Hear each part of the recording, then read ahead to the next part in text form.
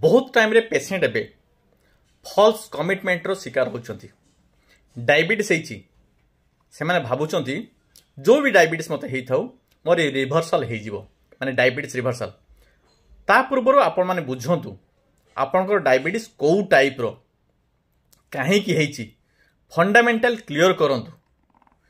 Insulin resistance हेची कि insulin secretion हो नाही। फॉल्स कमिटमेंट रे पड़िबा आगरु आपण माने फास्ट आपनकर डायबिटीज रो बेसिक जिंस बुझंतु। आपण जो डाक्टर पाखे ट्रीटमेंट होचंदी तांको सहित मन खोली कथा हुंतु। आपनकर डायबिटीज रिवर्सल हेई पारिबन नाही। रिवर्सल पाई किछि किछि बेसिक प्रिंसिपल थाए।